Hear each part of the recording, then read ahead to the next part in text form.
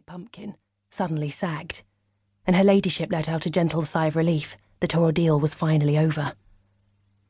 Bridie pointedly placed the new baby well away from its mother, not even proclaiming that she'd had a girl. Nell caught the older woman's eyes, saw the fear in them, and all at once the joy and wonder she'd felt at the miracle of new life was extinguished. This baby wasn't intended to live. Bridie was not going to slap its little back or breathe into its tiny mouth to help it survive. It was meant to die. "Is it really over now?" Lady Harvey asked, her voice just a hoarse whisper. "Oi, it's over now, my lady," Bridie said, as she quickly tied the cord and cut it. "Just the afterbirth to come. You'll be able to get some sleep and forget it all." Nell looked down at the motionless, silent baby lying on the bed. Her younger brothers and sisters had all been ugly and purple, with bald heads at their birth. They'd squalled with anger at their speedy arrival into a harsh new world. But this one was pretty, with dark hair and a mouth like a little rosebud. Nell thought that was perhaps because it was ordained to go straight to heaven. "Did it die?" Lady Harvey asked sleepily. The angry red veins on her face and neck had already faded, but she looked gaunt and pale.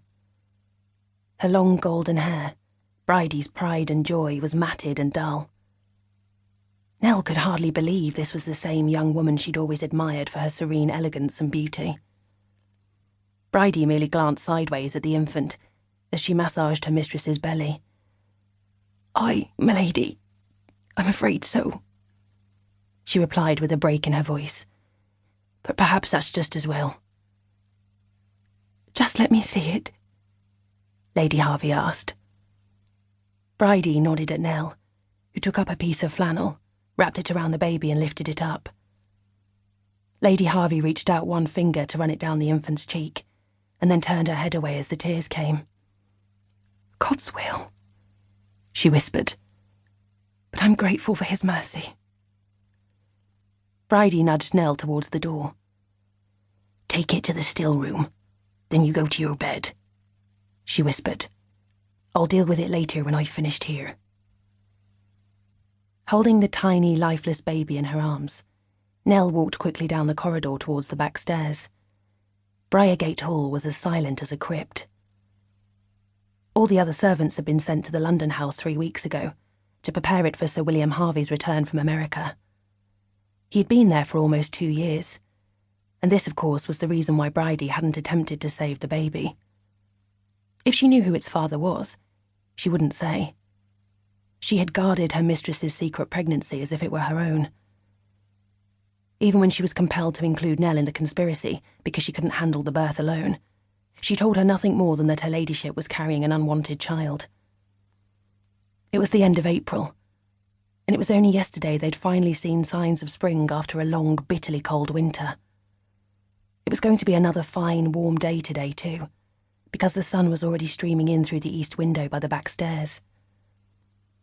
In the huge mirror beside the window, Nell could see herself reflected. The image shocked her, not so much because she looked so untidy, her apron stained and her cap all askew, with strands of hair hanging down, but because the night's events had suddenly aged her.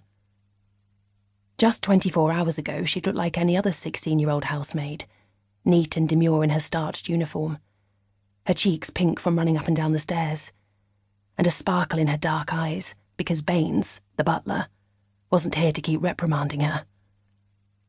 Her mind had been on Ned Travers, who had said he'd meet her in Lord's Wood that afternoon. He was about to enlist in the army, and all the village girls wanted to be his sweetheart. Nell wasn't exactly sure that was what she wanted, but it was good to think he wanted her. Nell knew she wasn't blessed with beauty. She took after her father's side of the family, as all her brothers and sisters did. They were short and sturdy, with black straight hair and dark brown eyes. Ned had said she had a complexion like cream, but that was probably only sweet talk. Her mouth was too small, her nose a little too big, and her eyebrows too bushy. She didn't get to meet Ned, so she'd never know whether he liked her for herself, or because he thought a plain girl like her might be easy. Bridie dropped her bombshell mid-morning and made it quite clear Nell was not to leave the house for any reason.